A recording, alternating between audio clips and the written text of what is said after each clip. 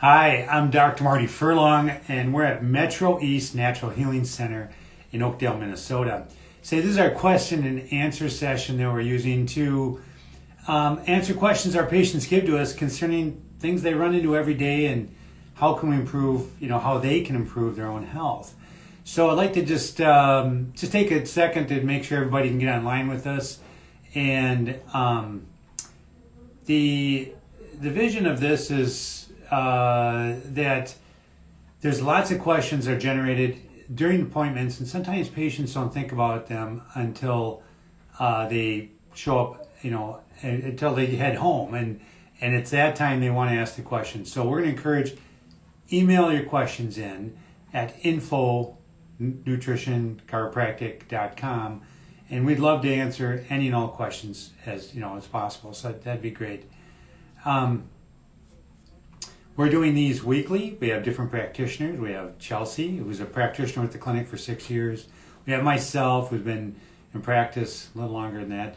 And then Paige, who is just a rising star with us, doing a phenomenal job with her patients and our patients. And we all talk together about how to help these patients. So when your questions come in, they are discussed among all of us all the time. So the first questions I'm dealt with today include physical items to protect against EMFs.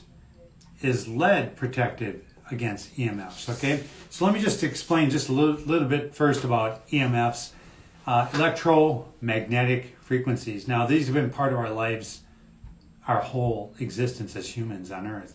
The sun actually emits lots of EMFs at all different wavelengths, and they're very damaging. But the world, if this is the planet Earth, we have an atmosphere around it that protects these waves, these EMFs from coming in and directly impacting us. So that is part of our whole exposure to these EMFs. Now, the difference nowadays is this, that there's man-made EMFs that are now inside this atmosphere, down in here, that are not, there's nothing there to protect us. And so we're asking, what can we do to protect ourselves against these man-made EMFs? And so they're not all created equal. I mean, so you think about electromagnetic frequencies or EMFs, that there's ones, like with your cell phone, and as they get more and more advanced ways to deliver movie watching or music or things like that, that these EMFs have become more intense, that we're exposed to all the time, and that our body, the way it works is that your individual cells in your body have a frequency. Think of this nice, quiet frequency. Same thing, just like the Earth. We all have this frequency. And EMFs is a form of those frequencies, except EMFs can be this, and 5G or even 6G that's coming is like this. So when this frequency hits this nice, quiet frequency, it's pretty disruptive, okay? And so I had someone explain to me one time that these EMFs are so pervasive, and they're everywhere, that if they were the color blue and you held your hand out in front of you, you may not even be able to see your hand. That's how many of these EMFs are in our world now. So it's a big thing. Now, EMFs, what they do is they act as oxidizers to our tissues, to our cells, to our organs. And what that means is that these oxidizers, they break down tissue. Now, you think about what's oxidation. You think like take an apple, you cut it in half and leave it on the counter, it turns brown. That's oxidation. It's free radical oxygen that break down these cells, and it starts decaying it or breaking it down. You think about a piece of metal left outside and it turns rusty. That's oxidation. Well, this oxidative property actually occurs to our cell structures in us from these EMFs. So is it a good idea to shield yourself from these? Absolutely, yes. And so that's really important. Now, our most common sources of the EMFs are probably things like your cell phone. Should you keep it on your body all day long? My advice is no. I would keep it an arm's length away from my body. Computer screens, tablets, radio towers, and like I said, all these 5G networks. To make 5G work, where you can download stuff at any time. You can walk down the street with a cell phone in your hand that has, if the area has 5G, you can watch a movie stream the whole time. That they figured that these antennas need to be about 50 yards apart, and they're streaming this real radical EMF wavelength that is really harsh on the body. Well, I don't carry a 5G phone, so it doesn't matter. No, the EMF is still in your atmosphere. You're still being exposed to it. So looking for shields is a good thing. Now, there's 3 models that I would start suggesting that you explore for yourself. One is limit your exposure. I wouldn't want to take my cell phone and put it over my heart because my heart's going to have direct result, with that direct trauma or stress from that EMF from that phone. Another thing I talked about, that these EMFs, the further they get from you, the less damaging they are. So keeping a cell phone right next to you when you sleep is not a good idea, or maybe at my workspace. So what I do is I make sure I take my phone and I set it an arm's length away from me, and most patients do pretty good with that. Now, another one is you want to create safe zones, okay? And so one of the things, if you go statistically, humans sleep about a third of their life. Think about 8 hours out of 24 hours, just statistically. And if you can create a safe zone in your bedroom, that'd be great, okay? So how do you do that? Well, this one's a little bit radical, but it's actually a great form of EMF protection, is you unplug everything in your room at nighttime. And so that will shut down a lot of EMF production that you could be exposed to. And so basically you take that wire that's plugged in the wall and unplug it. So that's how that would work. Okay, making your home a safe zone is another thing. And so the way that one would work is that if possible, instead of Wi-Fi delivery of information in your house, if you could hardwire the delivery of these, your computer, your music streaming, your movie streaming, your TV, if you're willing and could do it, to hardwire, having those wires inside the wall will hide those EMFs and stop that flow into your body, your family's body, your children's body, your pets' bodies, okay? So that'd be a really good one. Okay, there's a thing called a shield that you can actually wear. It's a pendant, it's a necklace, some people have a ring. But what they do is they are actual physical shields, and there's many different manufacturers of this that you can keep on your body, or in some cases you can put it right on the device for a shield. I found with those that if I put it on my cell phone, I had to keep the cell phone and the shield between me and the body. If the other side of the cell phone was against me, I got no protection. So a shield on an instrument is another one, but just know it has to be against you to protect you. But shields are awesome. They're great to use. If you have interest, want to know more about that, just reach out to our health coaching department, and they have great resources for you on this, okay? Another one is making your body non-responsive to electromagnetic frequencies. So there's a new technology out that uses what's called scalar waves. And what they do is the EMFs are still in our environment, just that our cellular structures learn not to respond to them through this scalar wave device that you can put into your environment. And so it helps neutralize your body's response to it. Now, I found that was necessary to use when we got into 5G. That the shields are awesome, but I found they had to be really in close proximity and with you at all times, whereas the scalar wave model tended to give protection as you move through your whole environment. The one unit that we use here in the clinic for ourselves, for our patients when we're here, will have a 90-foot radius of protection on these EMFs. The way you measure that outcome is actually through organ and tissue measurement. That's what we do in the clinic. And where the shielding is actually a measurement of how much EMF is being passed through that item. So there's two different ways you measure that. Our ultimate measurement, does a patient's health improve? They do with both these instruments. So if you want more information on these, our health coach department is great to reach out to. They have great resources they can pass on. And there's actually some health coaching that talk about all this too.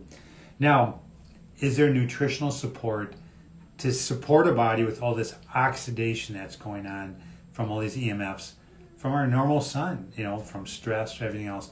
Absolutely. Antioxidants are one of the best things you could ever do for a body. And they can come in the form of vitamin A, vitamin C, vitamin E are some of the things with that. And so we have products such as Cataplex C, Cataplex AC, Cataplex ACP, maybe Cataplex E. How about fish oils? They're awesome antioxidants. So we have a Pro Omega or Tuna Omega fish oils that are great. And if you have a question on that too, reach out to the clinic. We'd love to help you out with it. We'd love to test to see which product gives you the results,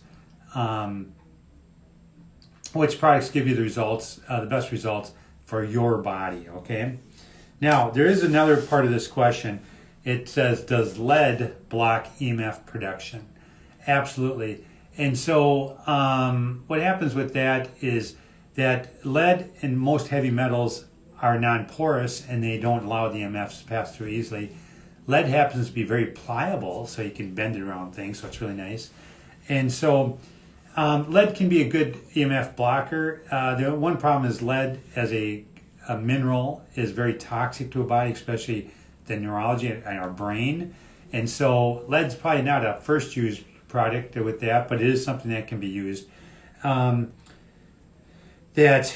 the different metals that could be used would include like tin, your tin hat, right? Bad joke on that one, but some people actually do it. Aluminum, there's another one, aluminum hat. Iron, nickel, and copper are just some shields that can be used. So just for example, some of the older crowd that might be listening, there's a position, a worker that would come into your house, just blow into your house all year round at the meter man. And they would just pound on the door, go, meter man, they'd walk in your door, walk into your basement, go find your meter, read it, write down the numbers, and then they would leave. Well, they found that this meter man was pretty invasive to people because literally they just blow in the house. It was hysterical. But instead they put in what's called smart meters, which emit tons of electromagnetic frequencies. So now the meter man drives down your street with a meter that can read this stuff. This meter, this new smart meter that's put into your house, has to emit tons of EMFs to be able to penetrate, usually through the basement, through the dirt, out to the street. So this can be pretty hard on a body around that. So looking for shielding of a smart meter in your house is not a bad idea. Lead can be an option with that. They actually have boxes you can purchase on that one too. You can get online and read about that a little bit. Okay, so that's a little bit about EMFs, and it's a real part of our world, becoming bigger and bigger all the time. See, the next question, this one is really interesting. They said, what's the difference between chiropractic and unique specific chiropractic? Okay, where did unique specific chiropractic come from? That's what we describe our chiropractic in our clinic as, and it's really unique and it's very specific, so that's why we call it that. But what's the difference between this? And so in unique specific chiropractic, we use muscle testing before, during, and after a chiropractic adjustment. We use it before the adjustment because I want to know, does that body need an adjustment? We use muscle testing to direct us. I get a patient come in with lower back pain. They may need an adjustment. If they do, it will be a miracle for them. If they have inflamed prostate instead, the adjustment may not give the results they want. And so that's why we always muscle test first. Is it indicated, okay? Now, during the adjustment, so when I'm working with a patient in chiropractic and we're muscle testing them, we're going to find out the exact segment that needs adjustment. We're going to find out, is that the underlying piece that keeps the body unstable? So a classic one, our patients that have been tested like this understand this statement. Their big toe's out of alignment and it keeps their jaw unstable. It's that crazy. And so in other words, to have you tested, muscle tested during a chiropractic adjustment is a great thing to do because it really guides us for that body, the exact chiropractic treatment that's needed. Now, the last thing that happens is that we remember we muscle test before the treatment, during the treatment, but we muscle test after the treatment. I need to make sure that body is in total harmony, if you want to call it that, after the adjustment. And it is a game changer when we do that because there can be some hidden things that happen. Now, what do you mean by after adjustment? So I'll have a patient tell me, when I lay down at night, I do great, but when I sit at my desk, I fall apart. And we'll find out a seated posture for that patient creates a lot of subluxation. That's a technical term used for bones shifting out of alignment that only show up when they're seated. So we have to sit the patient down and now test them. Or we have a patient that when they turn their head to the side, that they get pain here and they get a lot of headaches from that. So we'll actually have them turn their head, muscle test it, and find out exactly what's going on. Commonly, we'll see it's their pelvis. And so we have to adjust their pelvis for a neck pain, a headache. Yes, that's exactly, they can hold their adjustment as long as they're sitting and that pelvis is unstable. So in unique, specific chiropractic, we're muscle testing before, during, and after.